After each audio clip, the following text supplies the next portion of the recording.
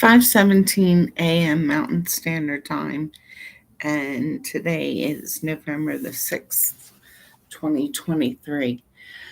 Um, I awakened this morning yet again. It's the strangest thing. Um, my video is titled Secret Societies, and the one I want to speak about is because yet again, and this isn't something that I've talked about before, um because it's very, to me, it's yet another shocking experience that I'm experiencing, uh hopefully metaphysically, um but it might very well not be. And it involves a few like intellectually connecting dots of different societies, different secret societies that whereby the originating practice was not a secret society. The originating practice, logically, I can logically assume. I don't like the word assume for different reasons. Um, um, the originating practice is is within different cultures from different countries, and I can think of, based on uh, different videos that I've seen, um, that there's an African culture that practices different dances. In fact, I just saw one of the videos yesterday, um, as in an African tribe, and like a society of like swamis. And I don't know if that's a specific East Indian originating culture, or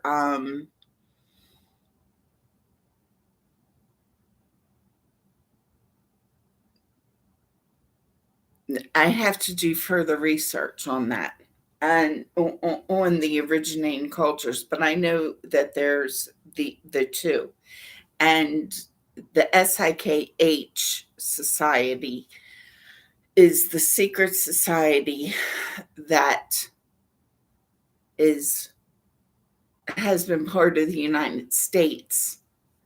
Uh, I know now, since I was a child. Um,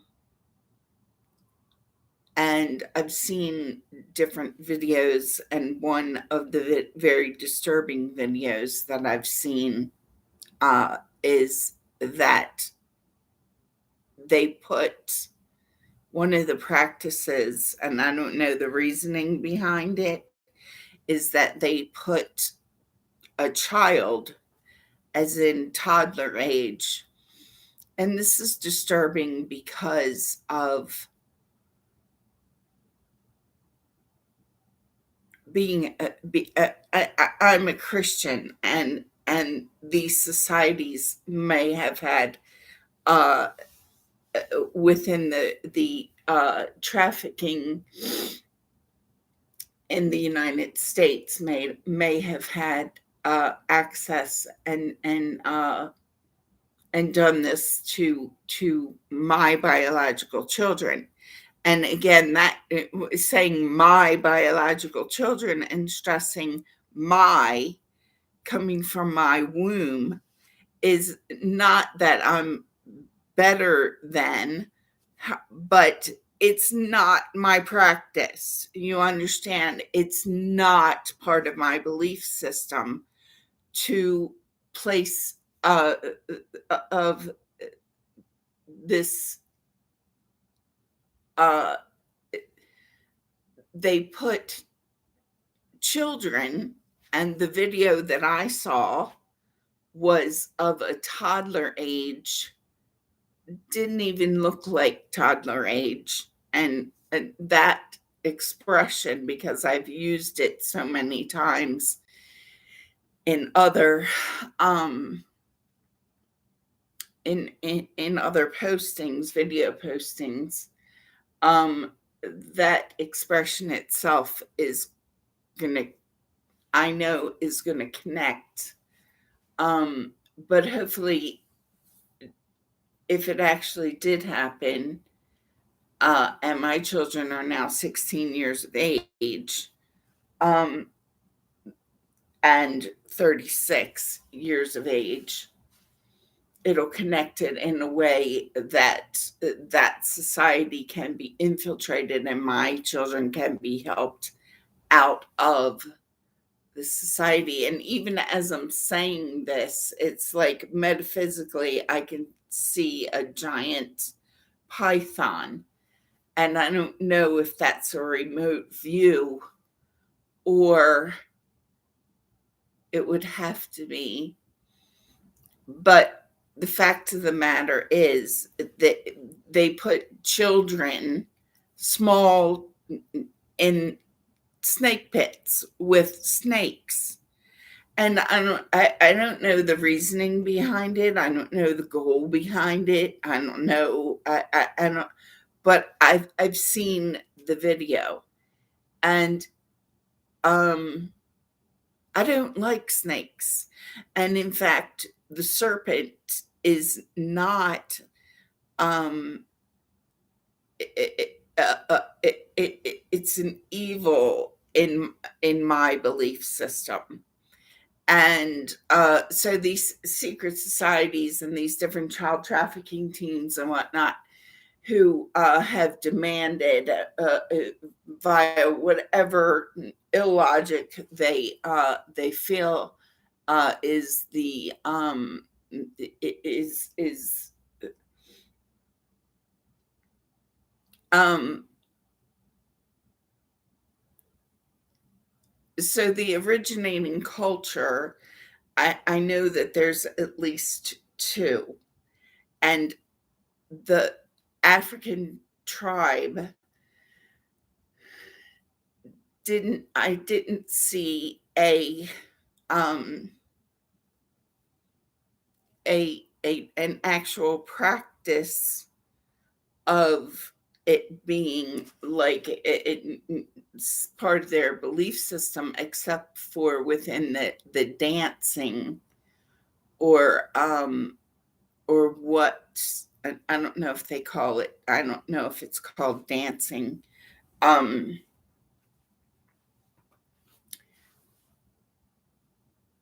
so I don't know if the that if those the African tribe is experiencing some kind of metaphysical taking over of their body that makes uh them able to like do all these really loose moves, or if they actually, if that's part of their uh actual physical uh practice of engaging in some kind of um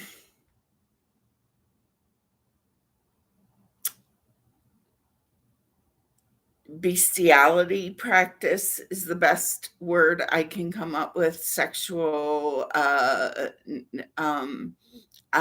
don't know. I don't want to, it's not a matter of overstepping my bounds. It's a matter of, I don't, if certain members of those tribal cultures, in other words, within the SIKH society and their originating culture, I have seen a video of a child in a placed in a snake pit with snakes, cobras, And that's not okay with me.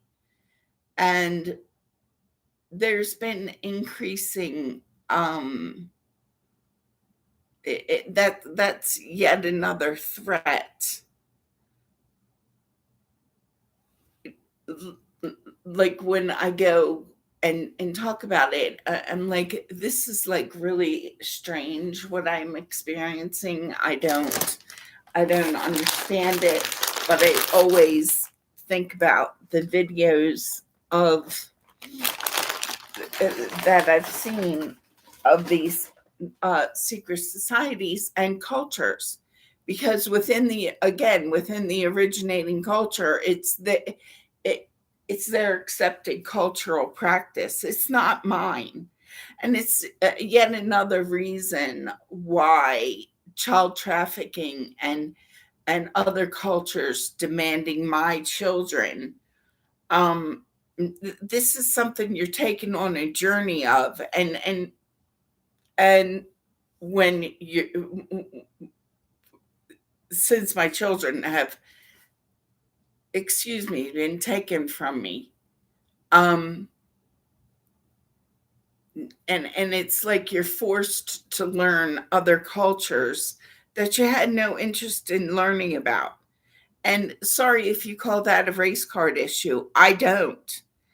um I have protection from my Lord and Savior Christ Jesus, but he didn't take me into those societies. Yeah, it's another thing from my childhood, because in my journey of homelessness, I discovered, probably 3 or 4 years after I was at the Dundalk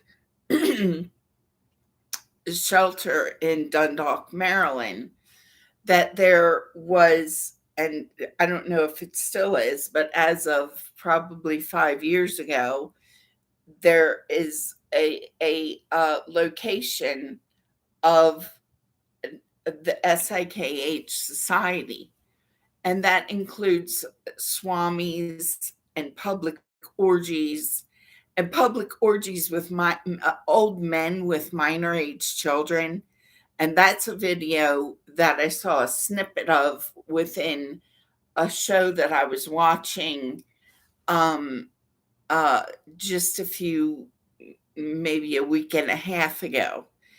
And it was an interesting video up to the point of the snippet that came up, because the video was about the earth. And I can't remember what it was called. I need to find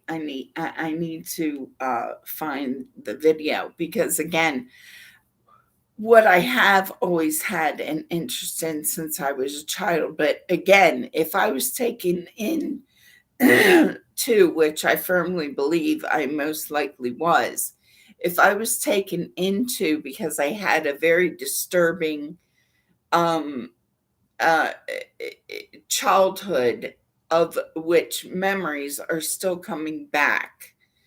Um, but even like way back when when I had the memories that I had with Diane and Wayne Truner, or not Diane and Wayne Truner, Diane and Wayne Franz. And Franz is a name that comes up within a document that I found within the De Beers Society, which I could no longer find. I happenstanced across it probably, and it was like a list of lineage names that were part of the De Beers group, and Franz was one of the lower, uh, um, like, I'm fairly certain that the names were listed in a hierarchical order, and Franz was one of the lowest on the list. And I don't know if I posted that or not. That was one of those uh, instances where um, I was trying to post it, but like the internet was fighting with me at the same time. So the internet timed out or whatever, and then I got frustrated. There's literally times when I find information, and the information about my biological children's biological grandfather is one of those instances. And there's been quite a few, and at the time you're like, man, this must be like, why? But then as you learn more, you realize that it's a hot topic that people don't want uh, uh, you to know about or to go public with information about. Um, and I happenstance across the information. I think I don't believe I was being allowed into, because anyone who knows me would know that I would never agree. I wouldn't agree to my enemy's child being placed in a snake pit. I would not ever agree to, oh, sure, let me in De Beers. I'll feel like this really wonderful person. Right, you can put, no, no, I'll create a different company of the diamond industry, because the diamond mine is mine. My name is or was on it for a number of years. And I know that that area over here in I think it's part of Boulder County, um, Henderson Coal Mines and Henderson Diamond Mines are. I believe it should now be called Diamond Mines, because again, if you have any kind of knowledge base, it doesn't take much.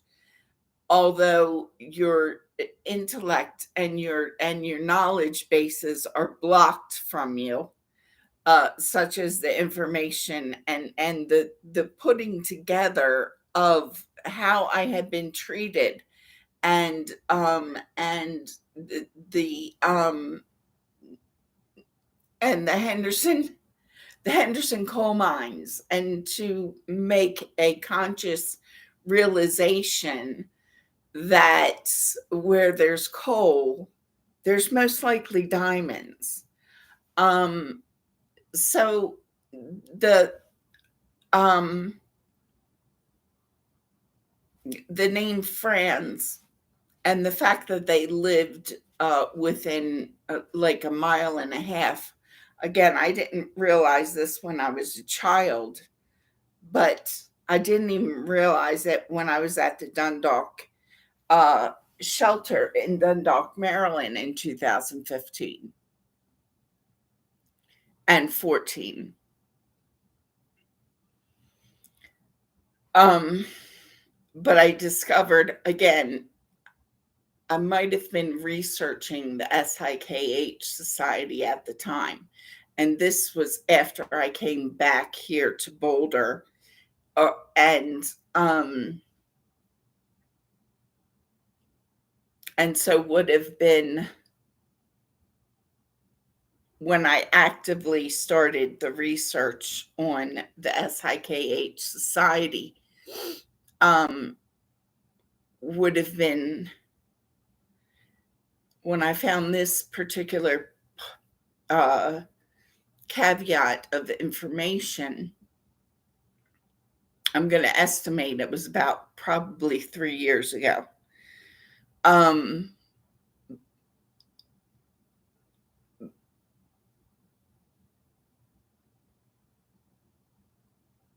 and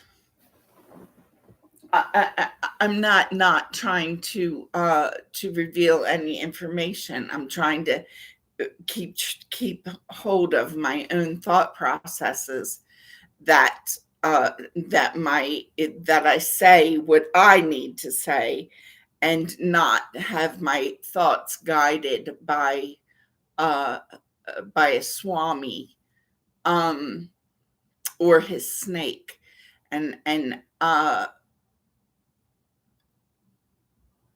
the practice.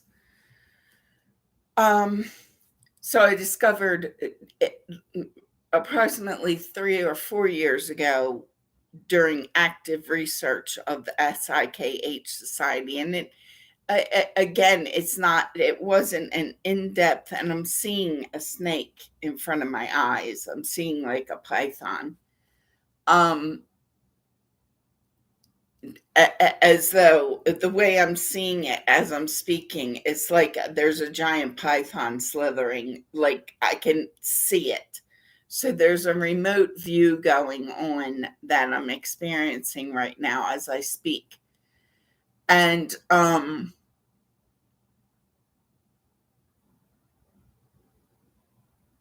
so the time span of maybe my original doctrination into that society,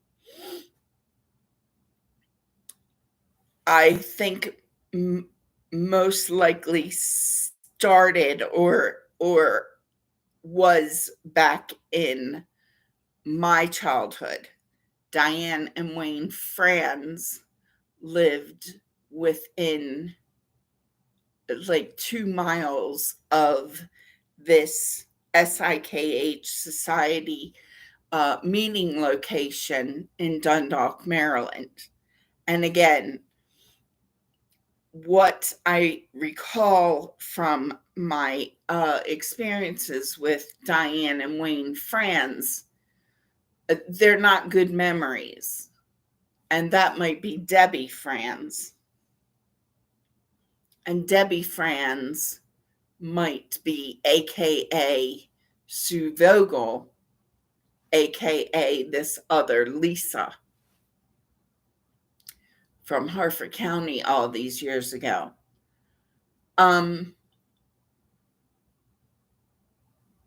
So my original doctrination into this secret society uh, may or may not have included being exposed to a snake pit. I can't recall of such thing of my own experiences, but what I can say is that Diane and Wayne Franz were most likely um, members, as is or was Gene F. Henderson II. It's just his kind of thing. Um, and he had, may still have a tattoo on his inner uh, uh, arm here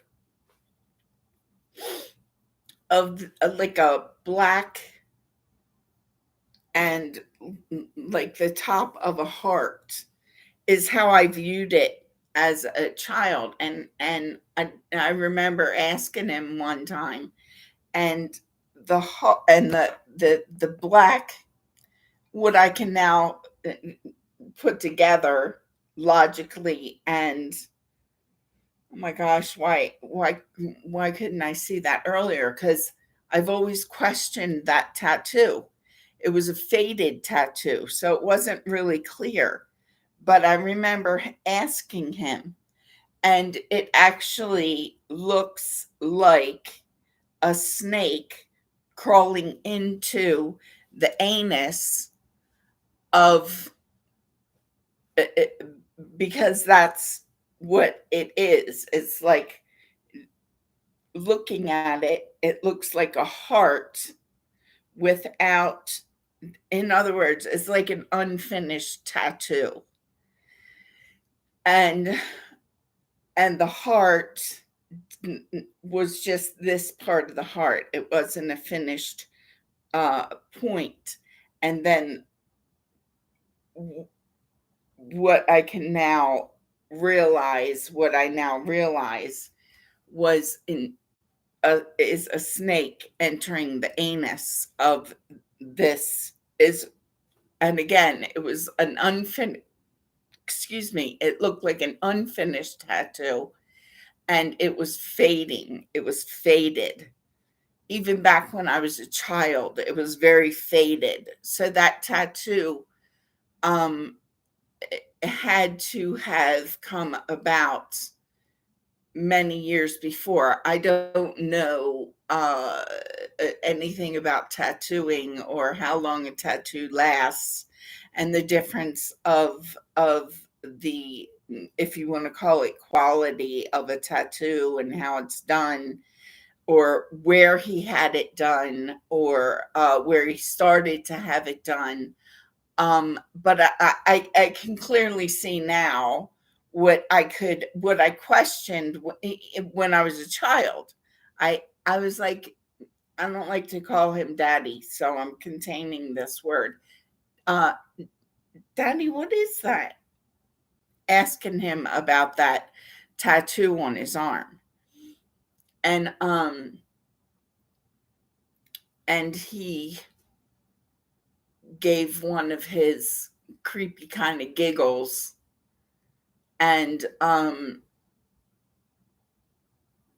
he said it had something to do with his mother or something, and that didn't compute in my mind at the time as a child. And that probably would have been around the time that I was like maybe 6 or 7, and and at a time where I was questioning his behavior towards me. Um, which was I started questioning his behavior towards me at a young age. And one of the practices of the SIKH Society is, uh, as I found evidence of, and it didn't say this is the secret society of SIKH, within the informational video that I was watching, informational in regard to pyramids and things like that, informational in regard to research and filling in information within my innocence and obviously naive interests. Uh, but again, that society I was introduced to as a child, I can now identify. Um, I can't recall any specific memories of participating in that location, as in being carried to, but my feeling is that I most likely was carried into that particular Dundalk location meeting place when I was a child. I just don't have the conscious memory as of yet. Um, but I am identifying and recalling with 100% confidence that the memories that connect, and therefore I can publicly say that I'm fairly certain and feel confident in saying that Gene F. Henderson II was a participating member of that society. And and even as I'm speaking, I am I am locating memories uh and challenging his subliminal mind to possibly subconsciously reveal information. um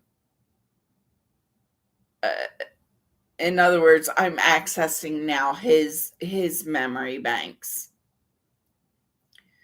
Um,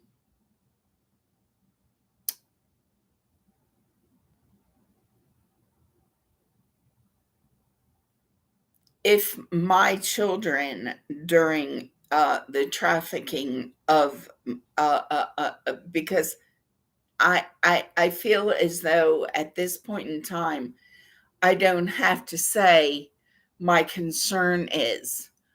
I feel like I can say that I know based on experiences that I've had with different people. I feel like I know that my children were taken from me for the purpose of trafficking, and that my children have been exposed to um, um, practices that I would not ever, ever, I would not ever uh, have my children involved in. Um,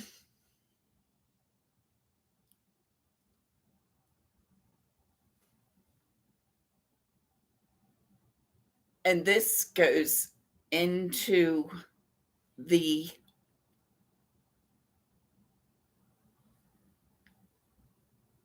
the plans of the future. And it touches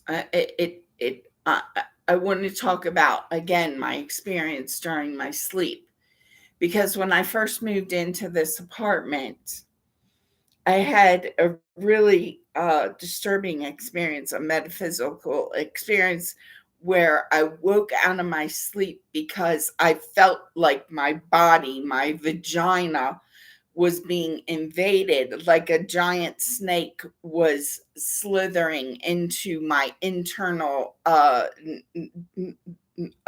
like as in actually physically. And I was woken out of my sleep with this uh, disturbing and disgusting feeling, physiological feeling.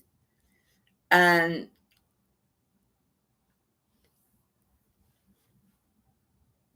now I'm experiencing it, that and other, along with uh again it's this metaphysical and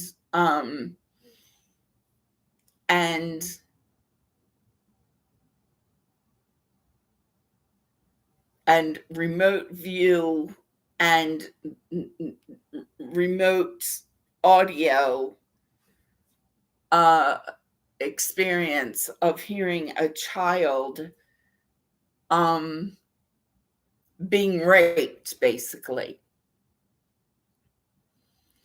And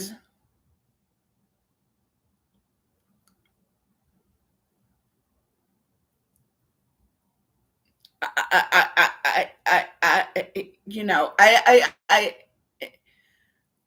can identify people from my childhood that have known about these practices, um,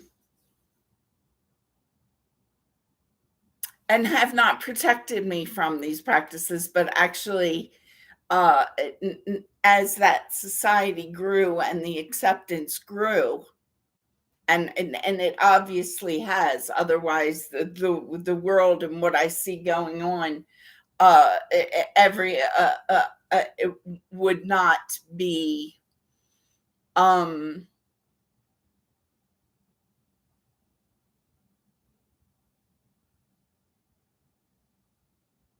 there's a lot of influence in politics that I can clearly see, um, uh, from this particular secret society. And I don't like snakes. I certainly don't want to think that they're crawling in my internal bodily system, nor any of my children's.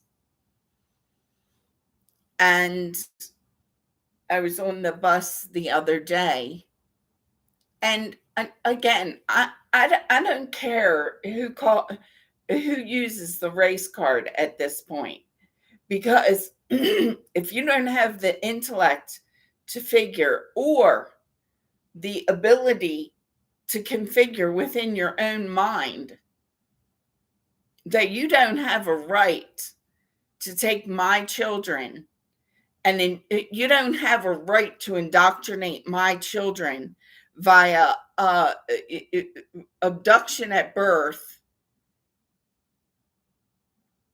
and or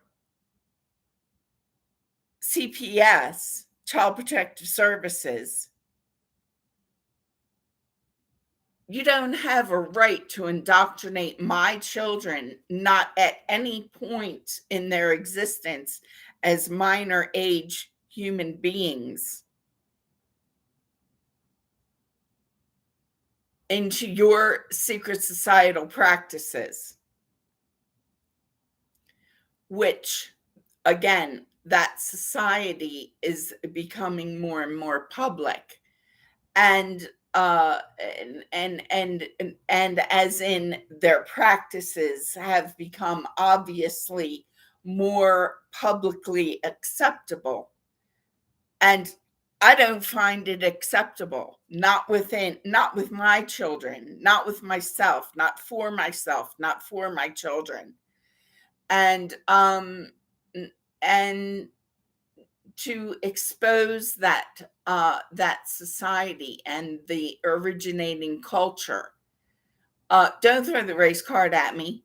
Don't throw the race card at me, because I never had any feeling some kind of way, one way or the other, about your people, until I started connecting these dots of the practices of the culture. Um, and you going public on within the same platform, YouTube, and is where the originating video that I first saw. And it's information that, when I saw that, my assumption is that's taking place in that country, not in my country.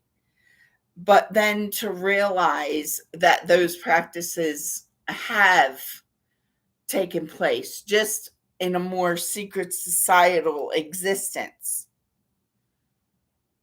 such as the location in Dundalk.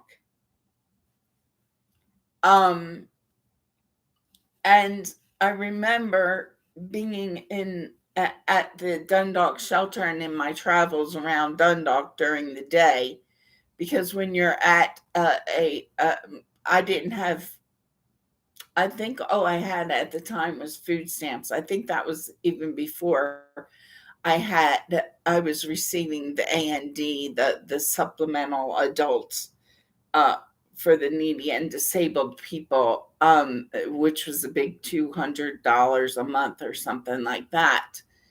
Um, I can't remember when I first, but at that time when I was at the Dundalk shelter, I think I'm pretty certain I only had I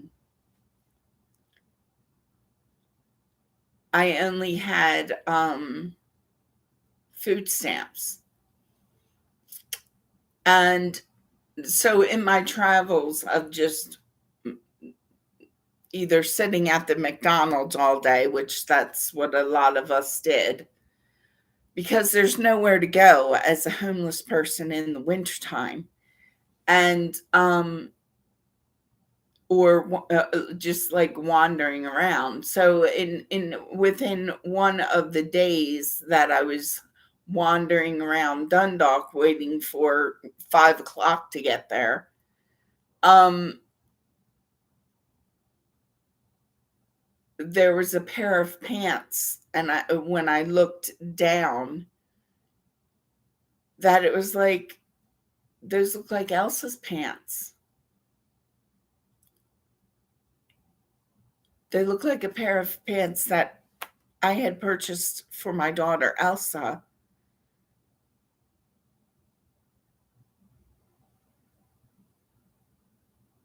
before she was taken from me.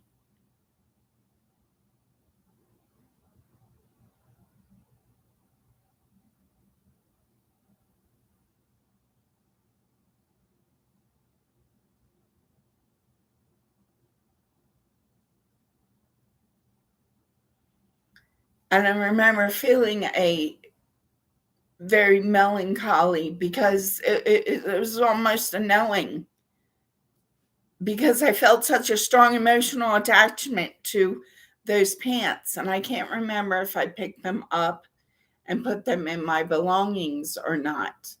But it was in retrospective information, fill in information, because this was in 2000, either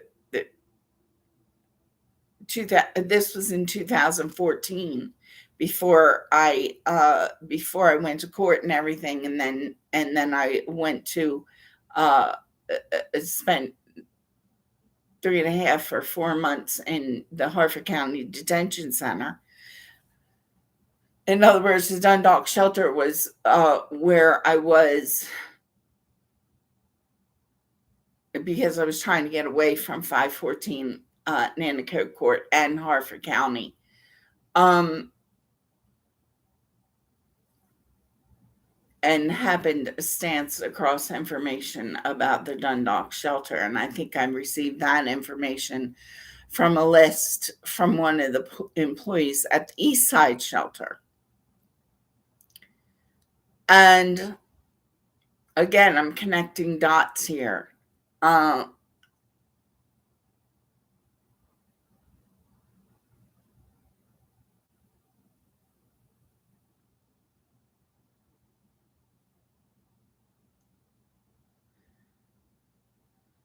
And so it's disturbing within itself to realize that those pants, now I can almost,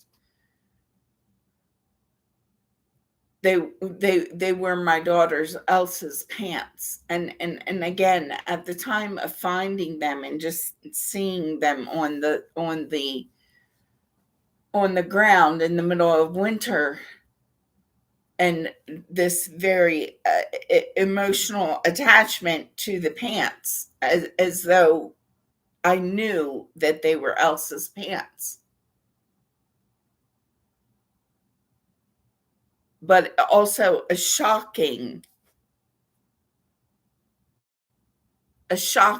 emotional response, like there was some kind of activity that my daughter Elsa was exposed to, or forced to participate in. And she was only little. Those in 2014, she would have only been like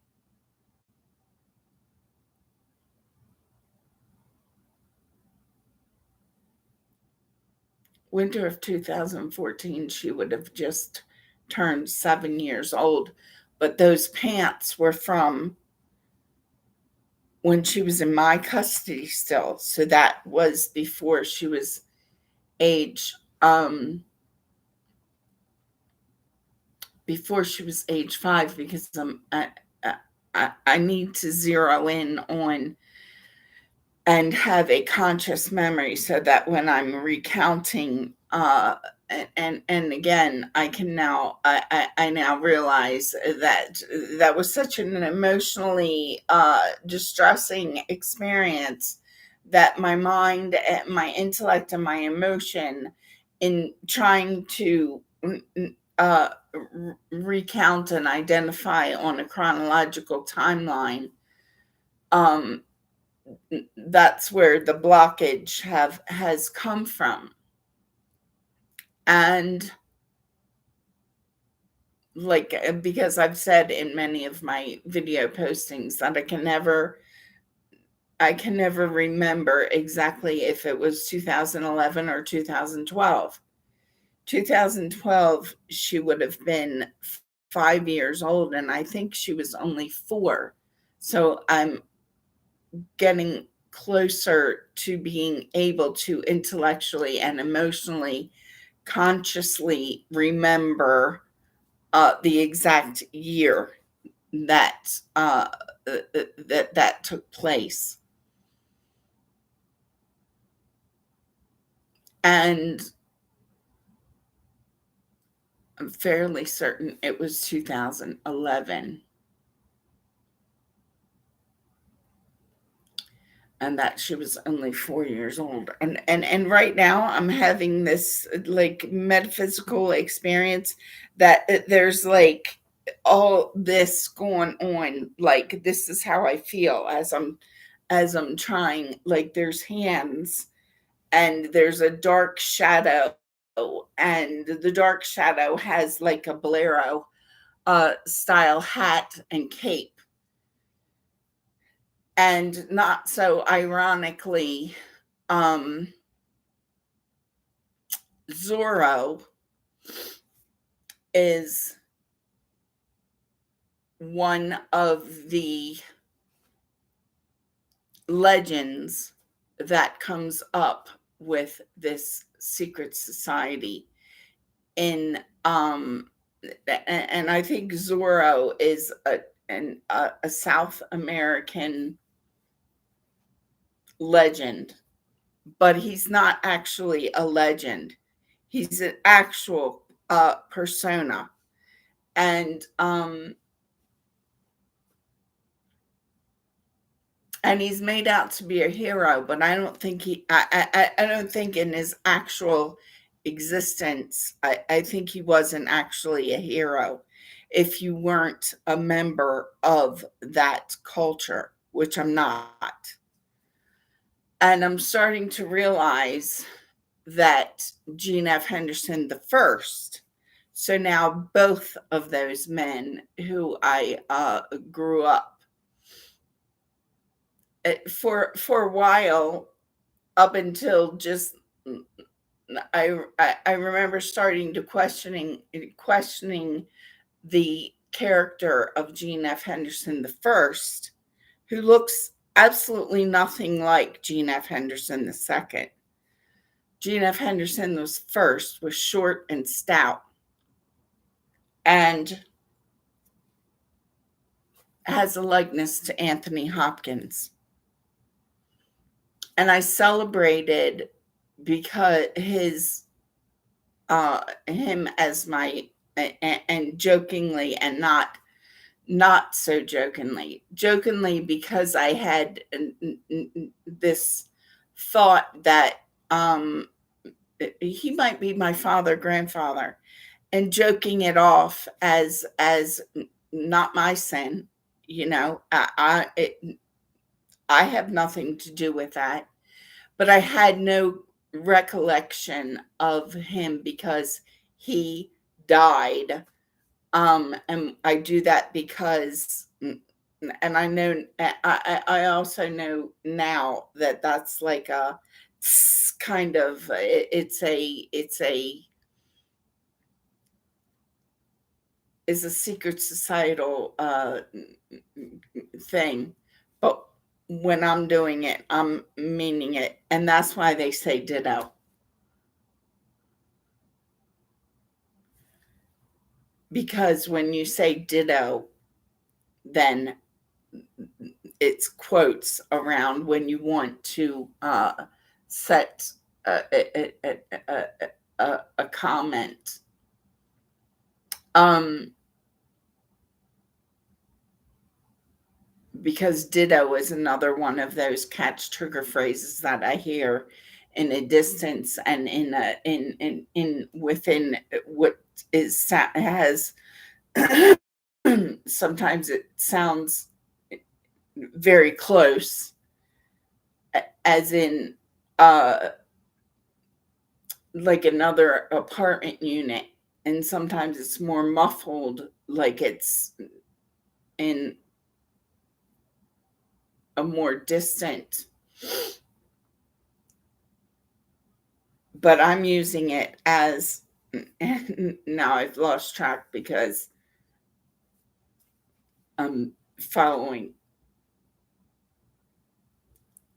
my logical and a need to identify and delete the catchphrase and locate different internet sites where that might lead to the locating and releasing of my children from these secret societies. And I can identify without fear a certain politician because of a facial likeness and the facial likeness of a former roommate in Bel Air, Maryland, to Hillary Clinton, and also a very close likeness of Hillary Clinton to Jean F. Henderson the first.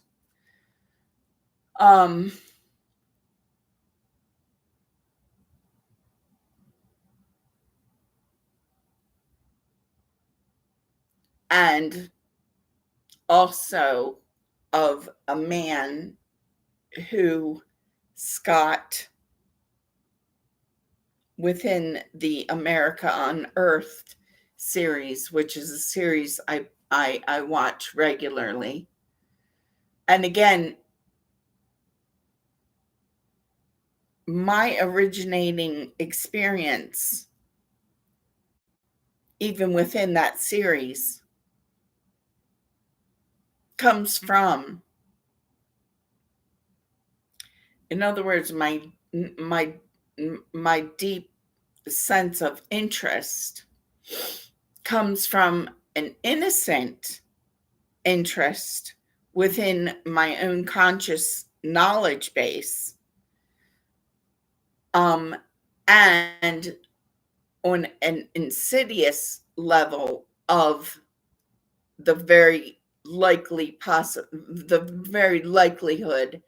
that I was an indoctrinated member of the SIKH Society when I was a child, and through Diane and Wayne Franz and Jean F. Henderson II and Charlotte Henderson. And now I can identify with 100% confidence that Jean F. Henderson I was they were conscious participating members. I can state that not by way of, but by way of logical deduction, like how like blaringly, like dot dot dot.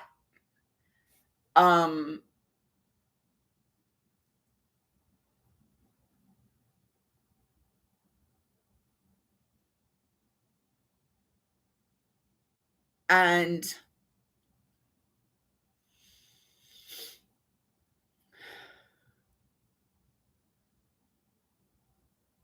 there is a man who I had, if you want to call it an intimate encounter with here in Boulder before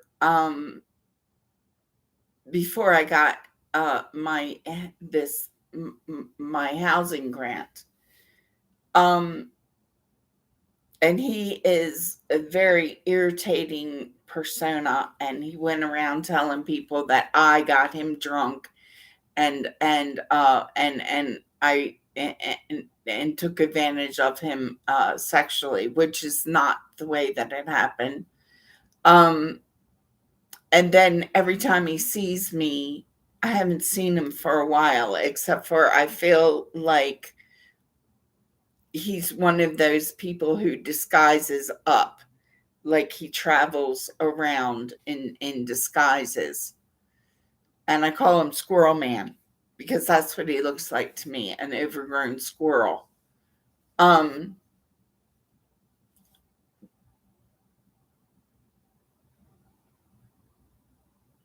but he took me around to different locations, and I didn't understand it at the time. I felt like I was in his uh I felt like I was in his mind control.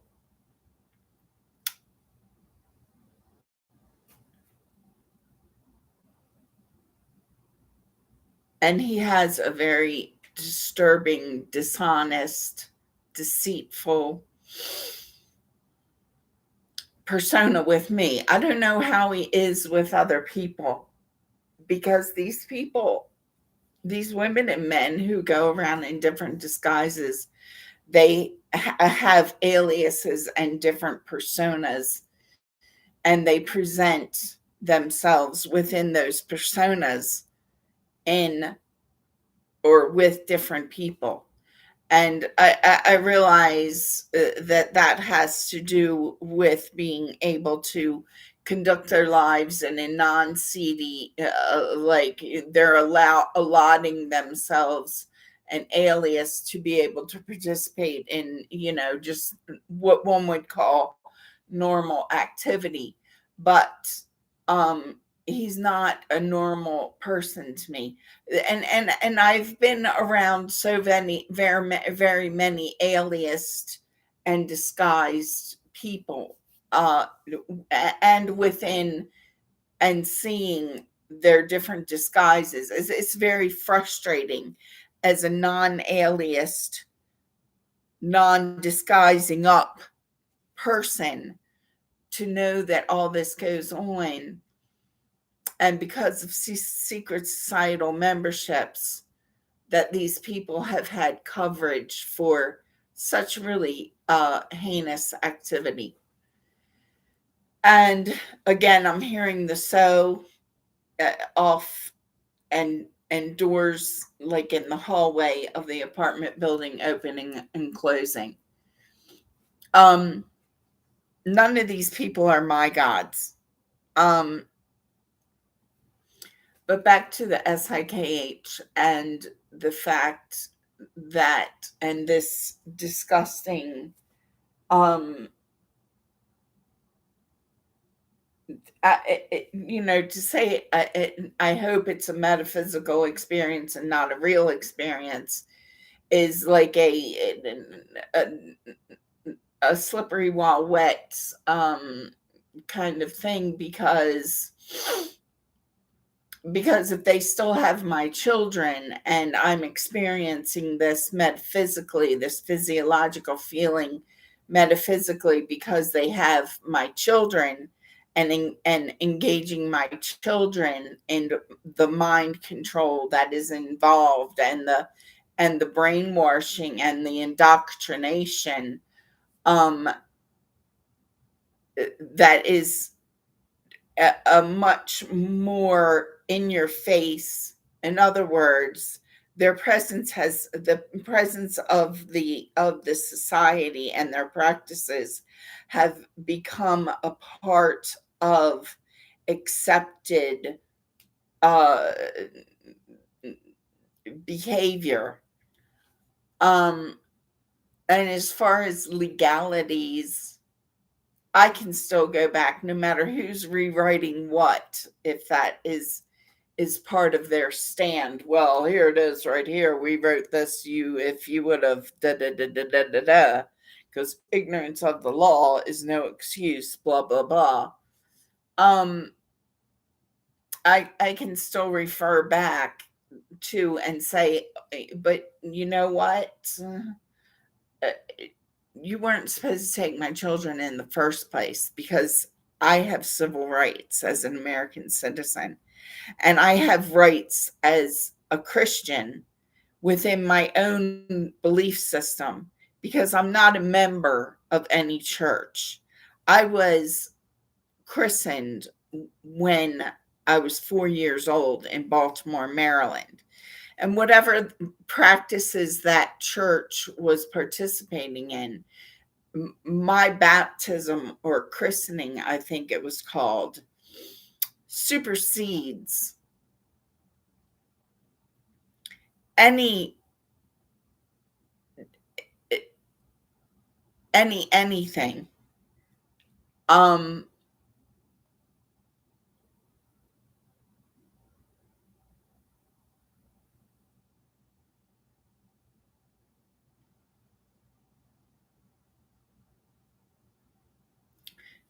and even as I say that expression there, uh, it's also disgusting.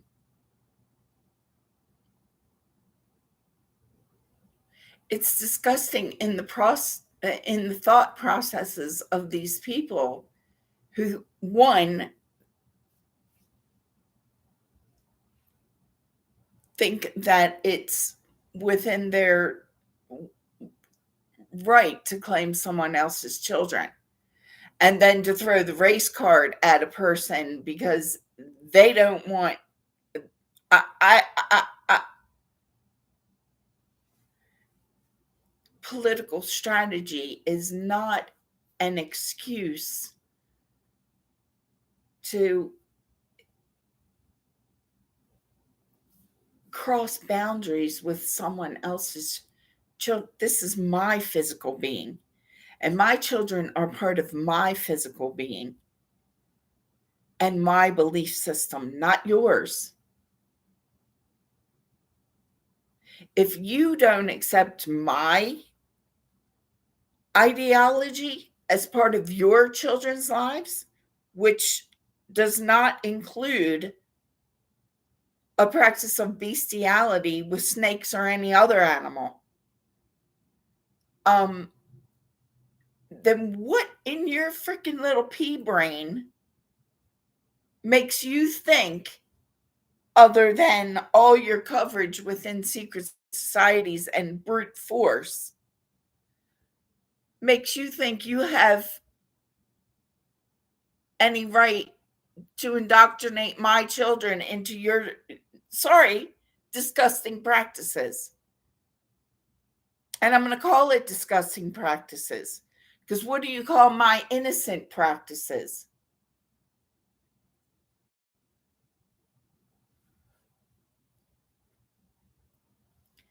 So as I'm watching these video shorts of again and again the same and I'm sticking with it. I'm like, okay, Lord Jesus, what do you want me? What do you need me to see here? Because there's a reason that I'm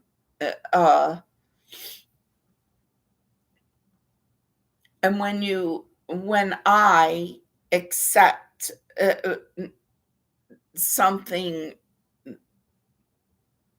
as innocent that I'm watching, and then I'm discovering as now Jesus, because I have had a conscious um calling of my Lord and Savior Jesus into everything I watch, everything that I view, everything. Um and the conscious necessity for his presence. Um that he is showing me the truth, and the veil is lifting, the veil of the political marriage before it takes place.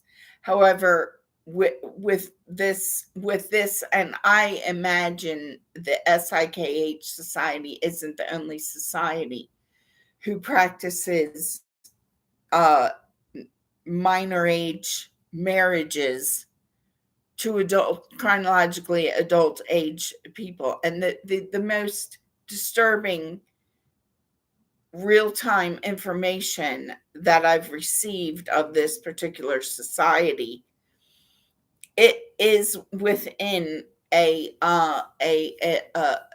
like a 2 hour, and after this particular snippet appeared, um it, and I being astounded, and that being a very emotional, shockingly emotional, because was a much older man, and now again is coming into recollection a likeness to a man who I had invited into my apartment to spend the night because, and there was no, there was no intimacy engagement between him and myself.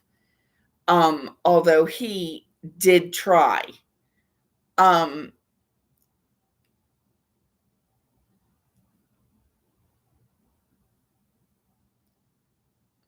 of him to a man who appeared on the bus yesterday or the day before, and to a man who went by the name Jack.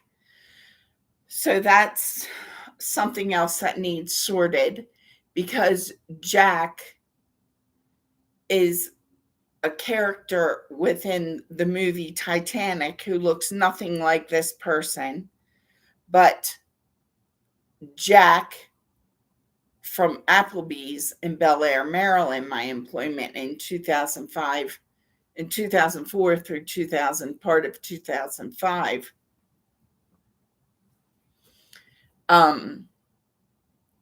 was a truck driver, and he was who hired me, and then he left soon after I was hired.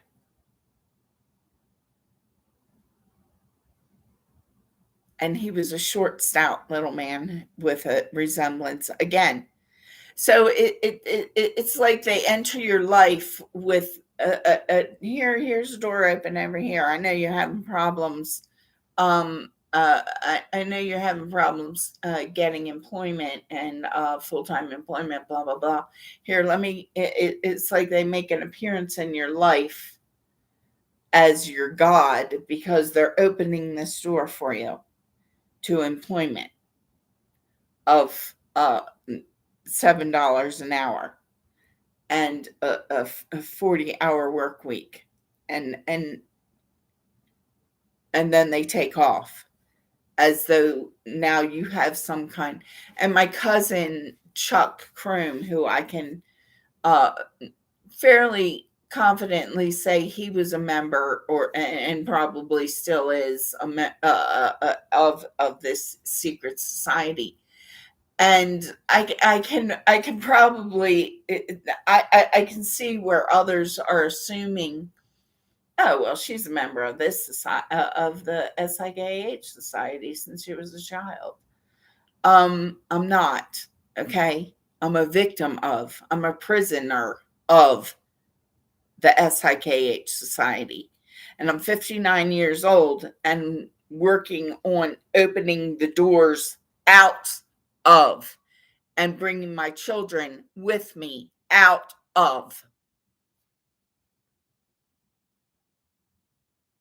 And I'm not allowing the door to slam in front of me before I get out of, because orgies of any kind, private or public, I'm not okay with. I'm not okay with sexual intercourse with animals. I'm not okay with the fact that I know that part of that secret society is that those creepy, disgusting old people think that it's okay to have sex with children. Not okay with any of that. And I'm going to continue to not be okay with it. And then they start throwing the race card, and they use other uh, uh, uh, political secret societies and gangs who practice similar activities. And again, you start to ask yourself, like, where, why? Because they're all doing, all these cultures seem to have a similar originating practices. It's like I've talked about watching the show about the one the and it's not the Knights Templar specifically that he's following. And I can't remember this guy's name, but he doesn't look anything like the guy on America Unearthed. But the one guy I've identified who goes by the name on the show, one of the contacts that Scott makes, he goes by the name, and I've watched this episode many, many, many times because when I don't have, I know when there's more information to find. And I know my level of conscious awareness of information that I'm receiving at the time of my original watching of the show. So I watch it to find more information. And for this is probably, I don't know, within the past 2 years, like 2.5 years, this probably is like the 10th time I've watched this particular episode. And it's the first time that I've had conscious awareness of the name of this particular man, who Scott Walter, he makes a contact with, as far as Scott's research on what he researches. And this man has a likeness to the contact, not Scott. This particular contact has a likeness to Gene F. Henderson the first.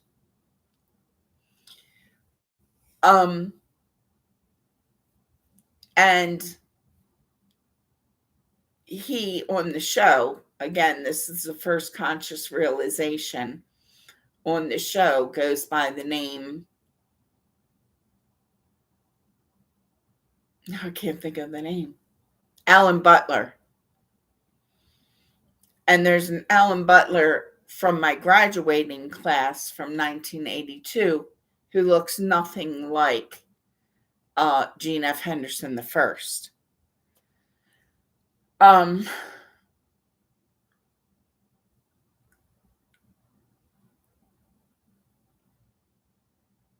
there's an experience in Westbury Apartments from my childhood of a guy named Arthur Cho within my second grade experience at Cedarmere, because I think I only attended Reisterstown Elementary School in the first grade, and then Cedarmere was a newly built school that my class started attending, or the boundaries changed or something. But I only attended Reisterstown Elementary School in the first grade. I was the only one of my siblings who didn't go to kindergarten. And then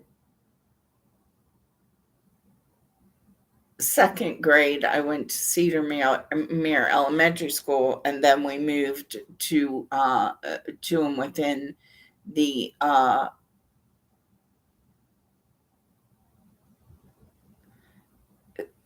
and I just heard the word cool again.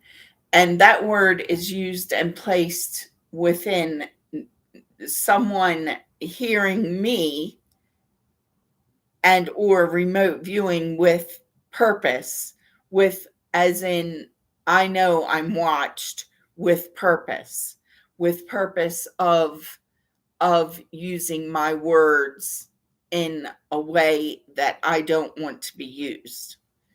And when I'm making a conscious realization of when that word is used, not only is it I'm not asking a question, it is an attachment to Cool cigarettes, which is what Charlotte and Gene and Gene the first and Helen Henderson smoked when I was a child, cool menthol cigarettes. And to Cheetos, that's a new realization because I was at Walmart the other day and my attention was being drawn to another customer. I was looking for potato chips, and my attention it was being drawn to someone reaching up for a bag of Cheetos. And because of that that character, that cartoon character within that advertising. So it's another subliminal message within the word cool. And it's also that when that word cool is used in my subconscious by someone listening to me and attaching me to behaviors I don't want to participate in, neither metaphysically nor in real-time physical world. And if I don't want to be attached in any way to those behaviors, they know my children aren't to be either. Aren't to be. And it's a time, it's a placement of a word within a flip the script kind of thing, where as soon as I hear that word mentioned off in and around wherever the person is, who's, because it's the same tone of voice, that it's a flip the script kind of, okay, well, she's telling the story, telling the story, telling the story, telling the story, testifying. Now, right here's where we're going to place the word cool. And we're going to flip the script. And now she's going to be on the defensive, as in the innocent is now going to be. So I now can identify the word cool as an instance where there's a pivot that takes place. And now comes the word so. And now the word so has been subliminally placed twice since I started talking and identifying the pivot point within the word cool.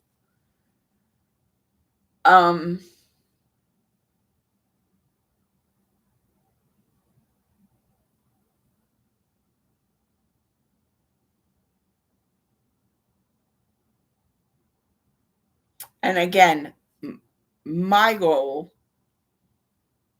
is to get my children, adult and minor age,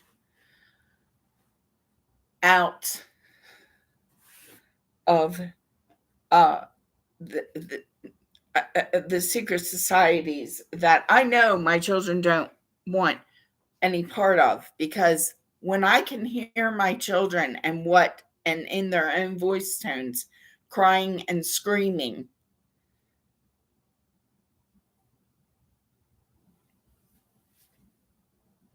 and to realize that all of the subliminals and all the brainwashing in the world does not change. It does not change a person's true character.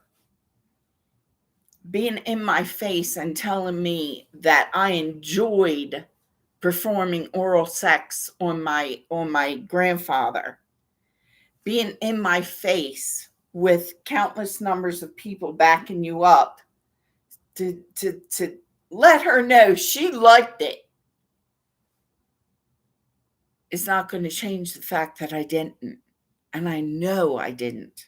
I didn't like it. I didn't like being raped as a child.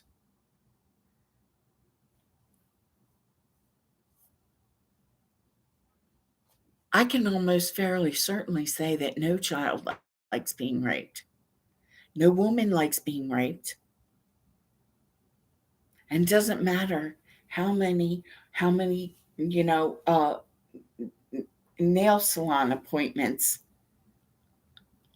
or how important a man tries to make another woman think. Bottom line, I know I'm not the only woman who doesn't like the idea of their children being raped by anyone.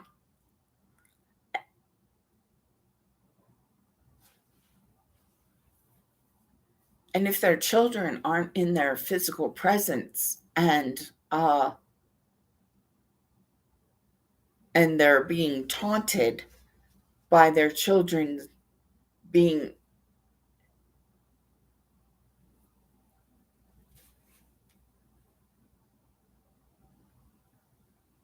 I know I'm not the only female who doesn't approve, doesn't, doesn't, doesn't, doesn't, doesn't, doesn't, doesn't like the idea of rape. Not of herself. And possibly even less likes it less for her children.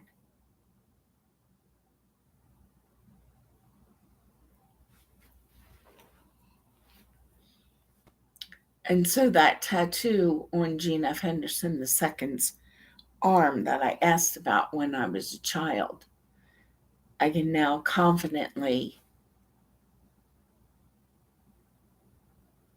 say that I have full interpretation of as a, a, a, a secret confession of his membership. Was he first a victim? I don't know. But that doesn't give him a right to then come behind and then claim my children and then no. And then call himself a Christian. And then he's so freaking twisted in his mind.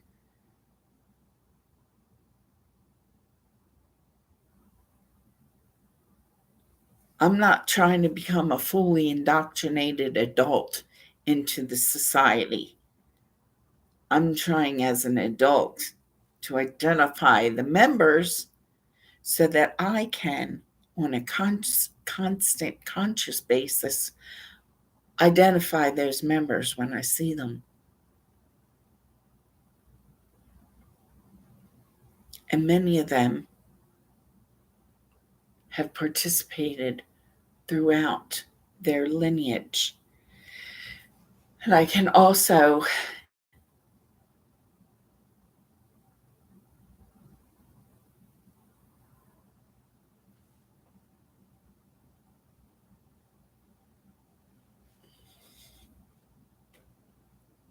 I'm reaching someone who may be a minor age who's definitely trying to actively get out of those types of societies also.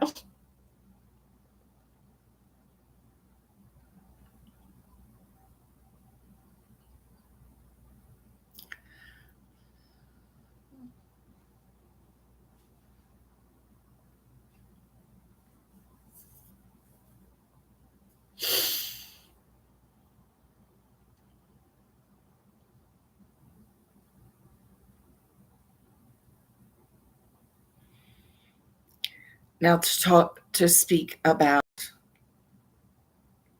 how those societies are affecting not only our lives in such a very deeply emotional way, but to talk about the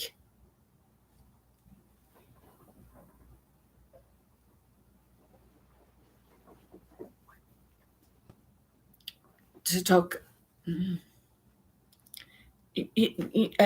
I I could speak for hours because the connections just keep coming. When I go out in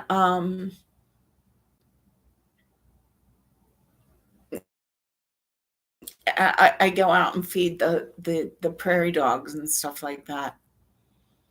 And the character called Prairie Dawn on Sesame Street.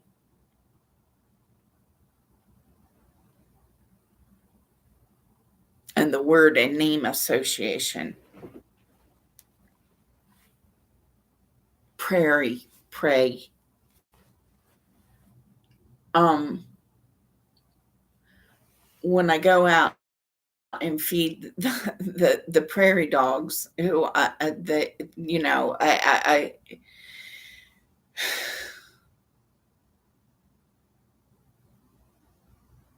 the prairie dogs I've identified as a communication network, a subterranean communication network that was associated with prison escapees. There's it's now a blaring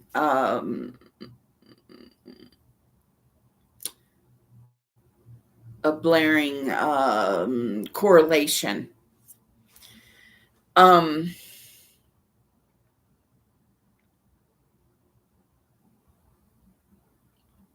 now that I've gone public, I think only one time, because there's so much to go public about in regard to my own experiences. I'm not certain how they're being used these days, but I have noticed a behavioral difference in the prairie dogs where they're creeping. They're like, and it's like, oh my gosh, it almost looks like they're being taken over by a snake. And I'm like, that just seems like odd behavior. I don't know. And then I've seen very many snakes around recently. Well, to me, it's very many because I've resided in Colorado for a number of years and I never experienced snakes.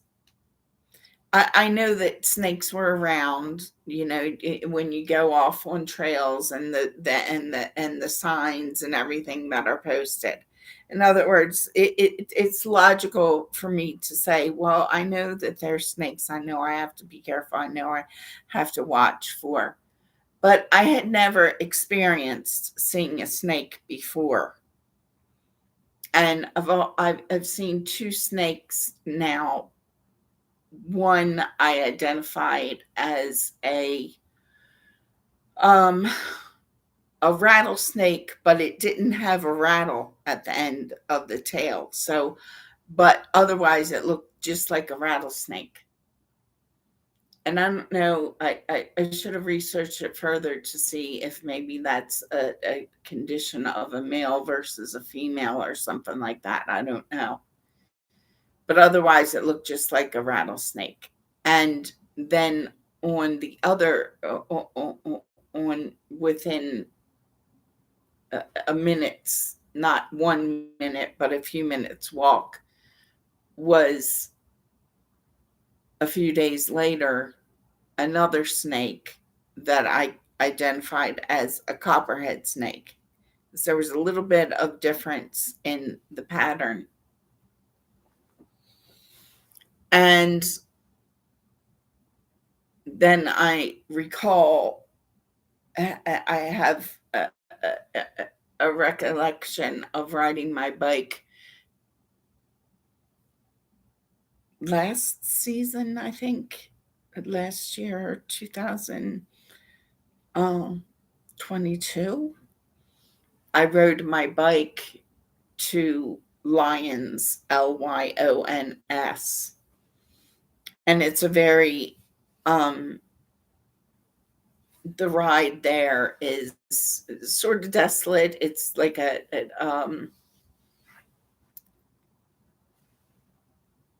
prairie, desertous. Um, there were all kinds of coral snakes dead along the road. Like I think I came upon like 5 or 6, definitely 5 or 6, might have been even like up to 10. Um, within that distance, which is by car a 15-minute ride. So it's like 15-20 miles. Gosh, it doesn't seem like that far because you're traveling at 55 miles per hour most of the way, but it takes 10 or 15 minutes at that rate. So it's like 10 or 15 miles away. And to see that many dead coral snakes, and I'm saying coral, but the coral snake has a strong likeness to what is called a king snake, and one evidently is non-venomous and one is venomous. That's information I remember from watching wildlife shows as a child. Um, and again, I don't know if that's real information because I was watching a wildlife show the other day, and the guy was pointing out, not holding, but pointing out a toad and he was saying that this frog or this toad is a very poisonous, blah blah blah. I'm thinking to myself, it's a toad. I know it's not poisonous. Why is he saying it's poisonous? Um, so I don't know what that's about, and therefore I don't. You just never know how much. And I'm not saying disregard, signs on the trail that says a rattlesnake is a very venomous. I'm not saying that at all. I'm just saying that within and the ambiguous information might have been presented purposefully to distract and cause somebody to say, "Well, that's manipulated information." That that probably that rattlesnake isn't even poisonous, and it could be that kind of ecosystemic warfare going on from a non-technological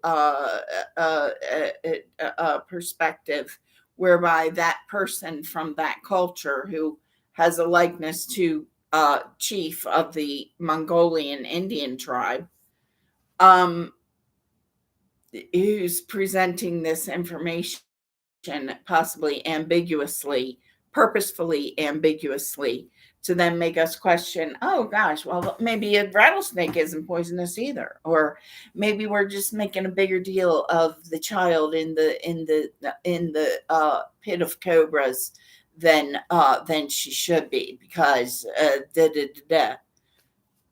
These are the thought processes of people who are engaged in societies who uh, they've participated in cultural undermining throughout their existence, even within this time frame of of existence. Time frame, as in referring to uh, I was born in 1964. However, even as a Christian, I know no matter what anybody else calling themselves a Christian says, I know I lived in other eras of world history several times. I can find myself and see where I have lived in other eras of history. And the furthest back I can date is within the Egyptian pyramid pharaohs, that era of history. And which is where my originating interest in the pyramids came, which is then part of my Christian existence, and Jesus being the way, the truth, and the light. I say light because I think that there's a very strong possibility that Jesus's original word was light, the truth, the way, and the light. Um, and that my original interest in the pyramids had to do with an experience of being a trapped angel in the Queen's Chamber. Uh, and I've talked about the Queen's Chamber being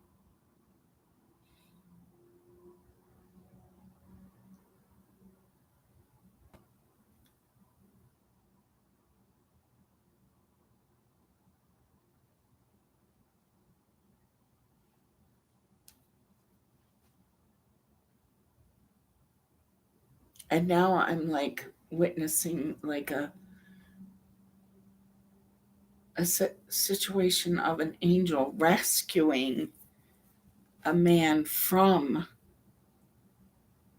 the darkness of the pyramids. And this isn't like a remote view, this is like a miraculous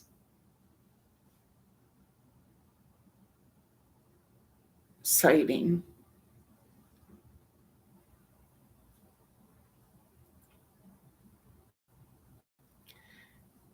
of and from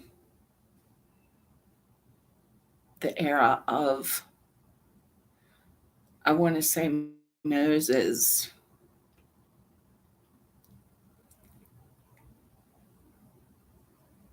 Joseph.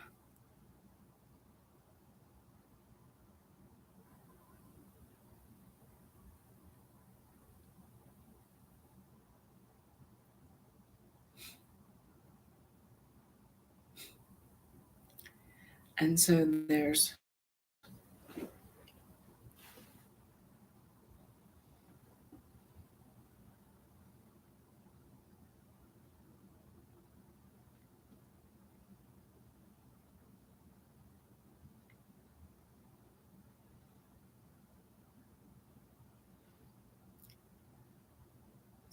a countenance, there's an account theory of some, I am using the word account, an account of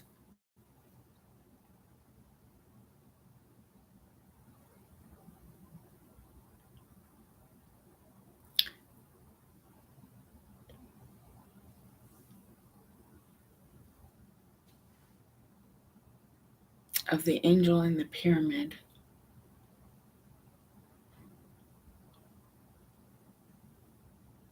An account of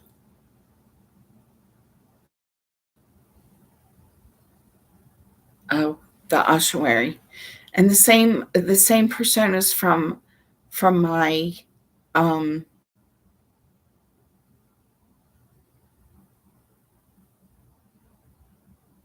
my nephew Nathan comes up as a representative of Moses, as in lineage, and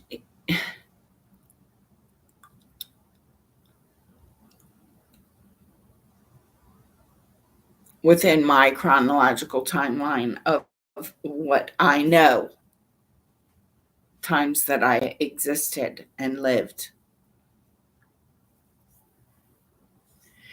And there's even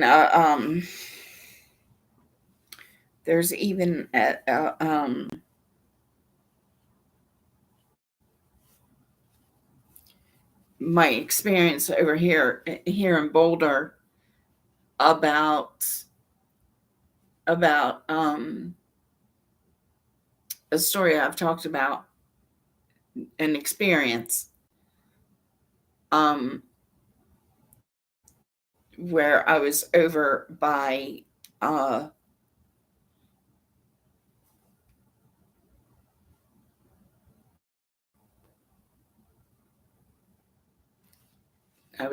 the businesses right over here within I don't know, five. I walk kind of slower now than I did 4 years ago in 2018. But um, walk from my apartment and like a 3 minute walk from the shelter that I was staying at, and would sleep outside when nights I just couldn't take being in there. Um,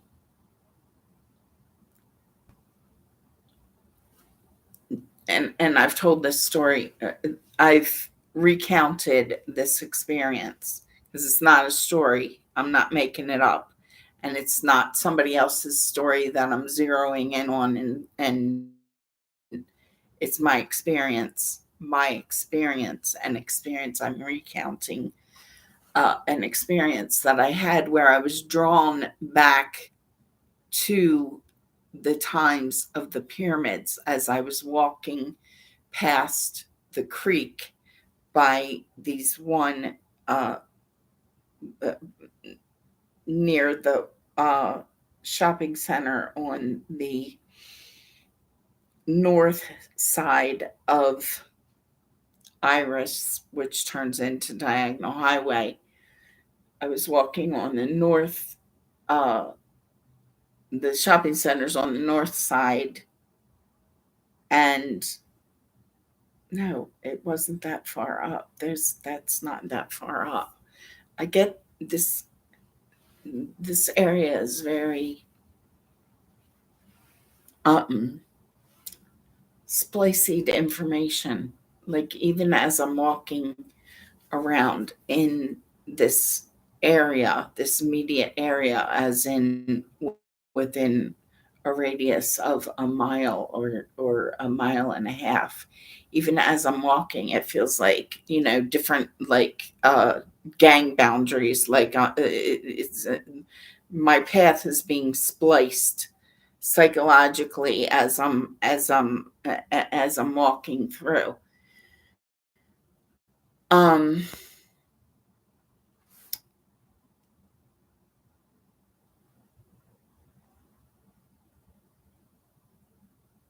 and it's hard for me to visualize it, what I should very easily be able to visualize this location that I'm talking about where I had this experience.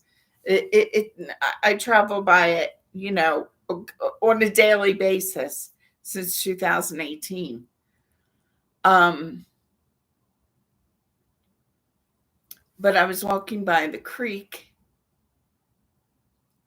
behind these their commercial buildings, and I don't or in by the creek, and this would have been like 2018, winter of 2018 or 19.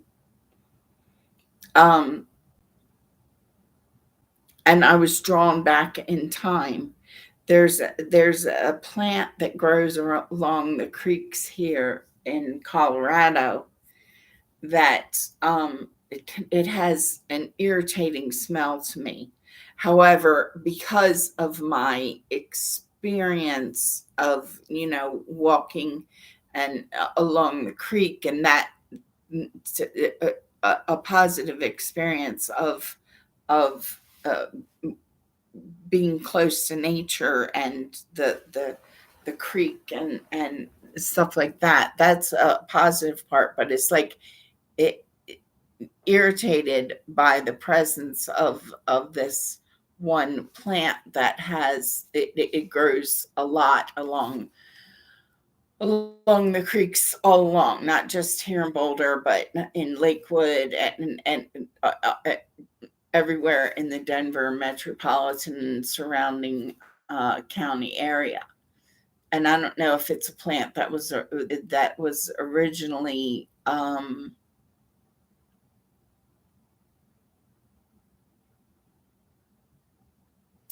anyway, the plant sort of takes my breath away a little bit. It's like I feel like I might have a slight allergy to this particular bush, or it's a rather large. Anyway, so I was drawn.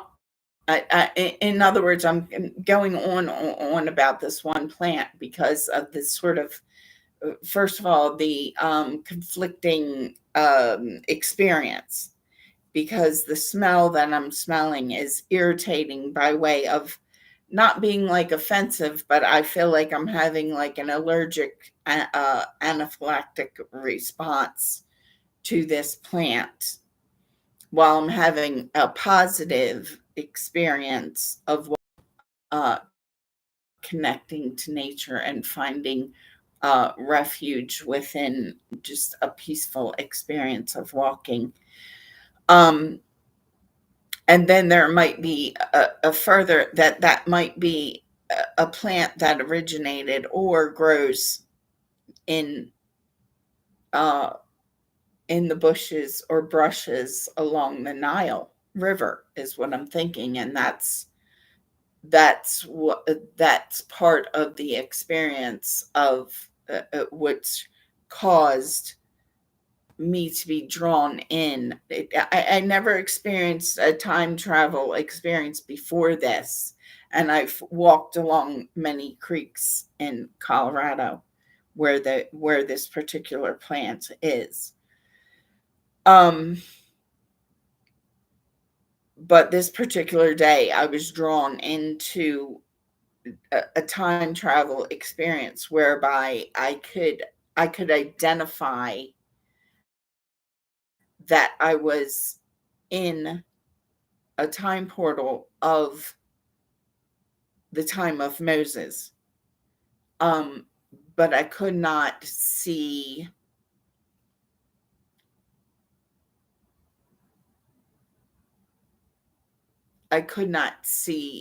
or change, almost like a really,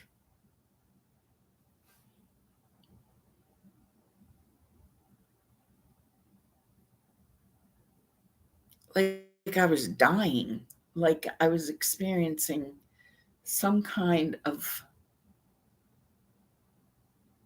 bloodshed.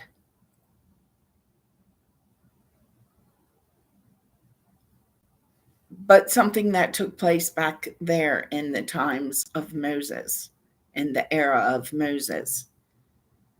Um,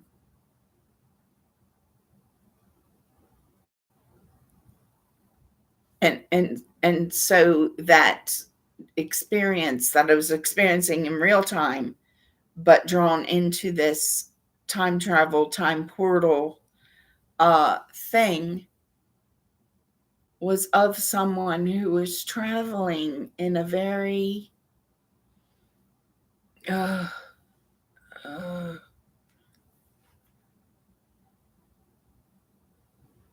and it was a male. I was traveling within the experience of a male in the time of Moses.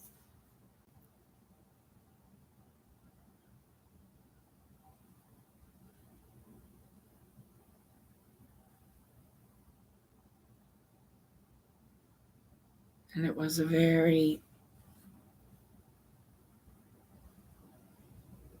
laborious,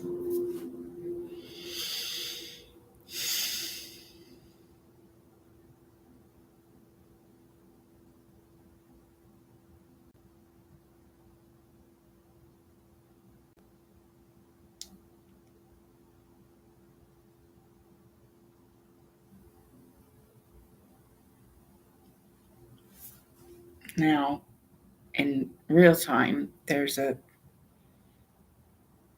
engine of an automobile grabbing onto my thoughts, possibly to pull me out of the portal that I'm re-experiencing. Um, so my originating interest in the pyramids comes from a female existence, although in that experience, that time travel portal experience here in Boulder in 2018 or 19 winter of, um, was within a male physical being with brown hair and brown eyes. Within Jesus, I don't know. I think definitely within Moses and possibly within Joseph.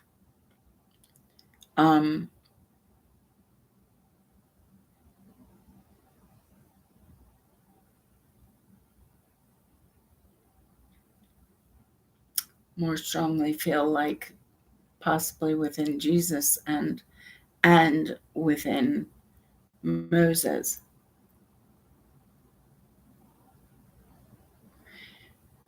Because to realize that time travel is real, whether it's a conscious choice to participate or whether Jesus is taking me into, because the way, the truth, and the light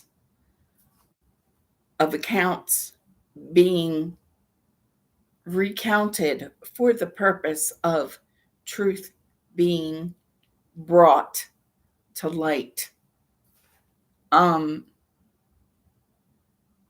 is certainly within my Christian belief system that Jesus is using me in such skill or capability, however you verbalize. It's a skill when you develop it purposefully. I don't plan to develop a skill of time travel, but I think that there are others who do and serve Jesus within a conscious existence. And there are those who do it for the purpose, like seances and stuff like that. And what their purposes is different from Jesus using me to bring to light events from that far back in history and showing me that I personally existed in that era as a physical and angelic being.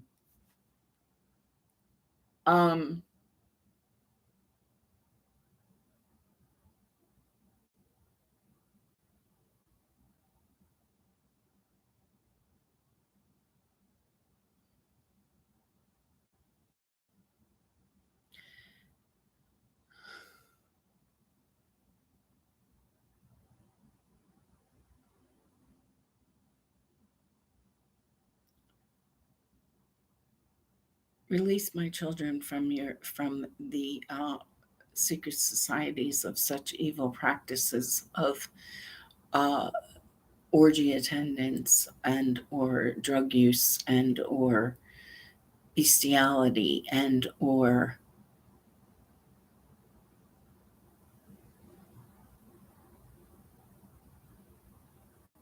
any other practices that I have publicly stated as not part of my Christian belief system. Is that a threat? One might ask. No, it isn't a threat. It is a demand.